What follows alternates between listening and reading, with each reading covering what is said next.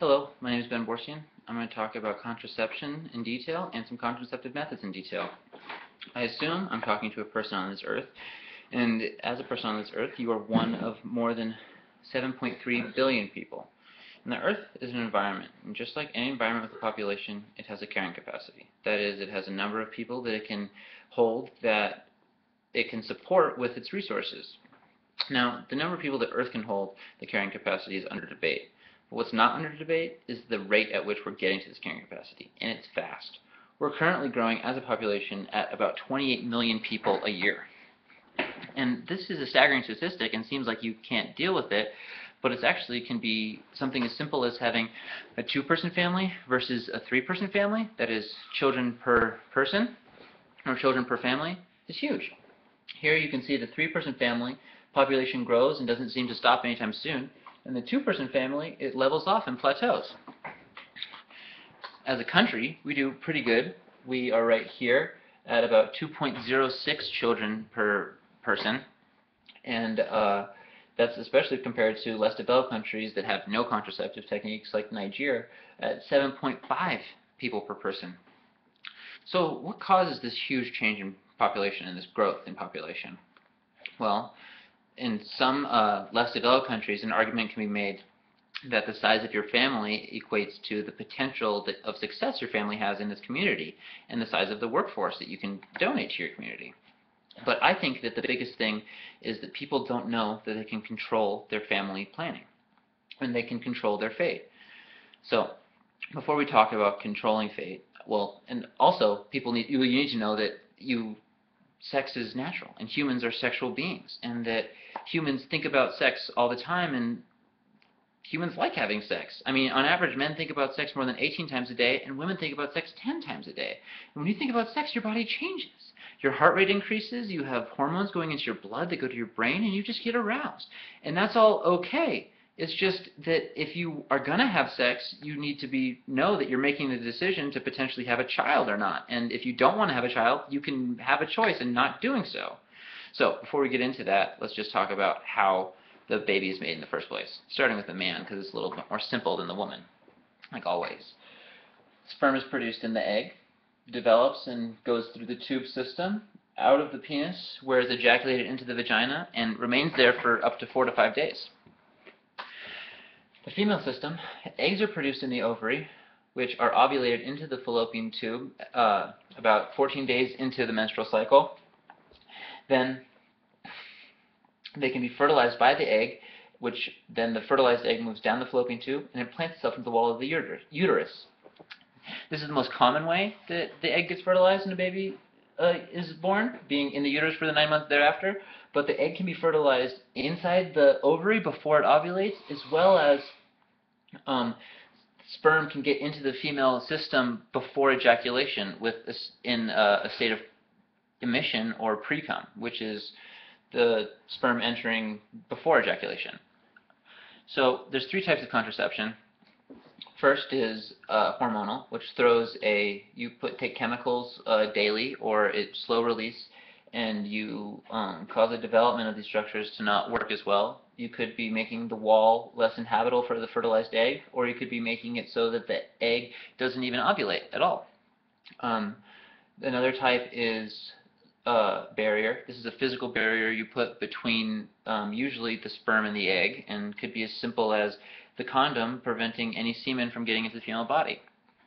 The third type is surgical and is a subcategory of things that you can get with your doctor. But in females, there's the tubal ligation, also known as tube tied, which is pretty much just cutting right here or closing this tube. And the male equivalent is a vasectomy, where you cut the vas deferens right here. So this is a chart of the most common types of contraceptive methods used as of 2008. And as you can see, there's a lot of things. And there's so many different ways, and not every person can do every type of contraception. And you can go online and see what works and talk to your doctor, and I'm sure there's something out there for you. But if the normal ones don't work, or if the traditional ones don't work, but I want to talk specifically about these ones: pill, female sterilization, male condom, and vasectomy. And specifically just the ones that you can have control over, the non-surgical ones, the pill and male condom. the condom, you can just buy at a grocery store and go check out at the self-checkout with no ID, and there's no age requirement, and no one will know.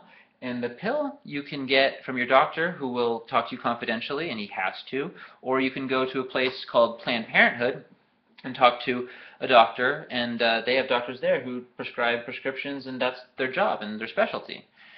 So first I'm going to talk about condoms. This is a condom.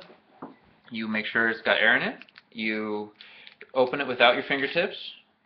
Take it out. You want to pinch the top. You put it on top of the penis. Roll it down. Simple as that, right? Well, and they say there's only 2 to 3% failure rate. How great. Well, that's the failure rate for people who know how to use it. The actual failure rate is about 45%. So the difference between that is that's the people who are using it improperly. So if you just look at the amount of people out there who use a condom, it's 45% of people are getting pregnant when using it, not that 2 to 3%. And the difference for this is education. People are putting condoms on, more than one condom on. People are not pinching the tip, so it's exploding so it breaks when the ejaculation occurs. And the most common one is people are not putting it on. People are putting it on only for ejaculation. If the penis is going to go in the vagina, you need to have a condom on if that's your technique, because, like I said earlier, with emission and ejaculation, sperm can get into the system, and that's that 45%. That if you're doing it wrong, it's not a likely thing. It's almost like flipping a coin. I mean, it's bad. So, and the other thing that I think that is important is females need to take away from this, that it's just as important for them, if not more so, than men. I mean, they control that. If Johnny forgot his condom and he doesn't know and he didn't plan on it and you didn't plan on it, if you have this knowledge and you have the condom from the grocery store, you can be ready and you can control your own fate just by having that, and you can control whether or not you're being safe and if you want to have a child or not. Next is the pill. This is the pill, or daily pill that you swallow. This also has a very low theoretical failure rate of only 1 to 2%, but compared to the what is actual out there, it's much different. The actual failure rate is 4 for some of the lower ones and about 10% for the higher ones. That's a huge difference, and the same difference arises from lack of education.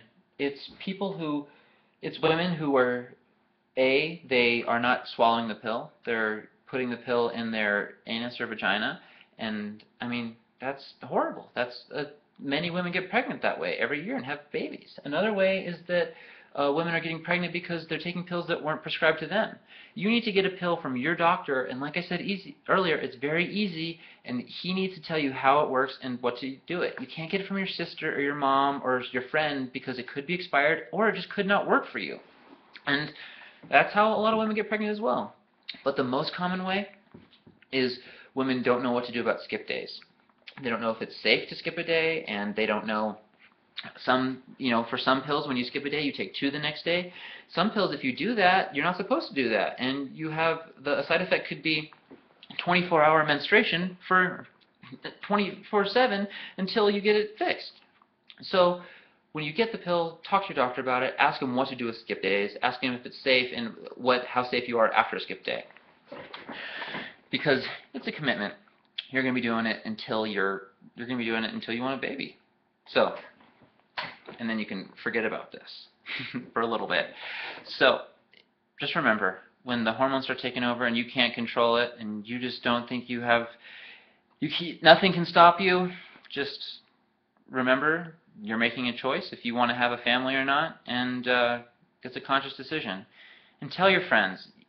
You would hate to have someone start a family and make a decision and have a child, or just to have a child and not have that be a decision, just be the product of a mistake and lack of education. It's a huge impact on your life. Remember that. Thank you.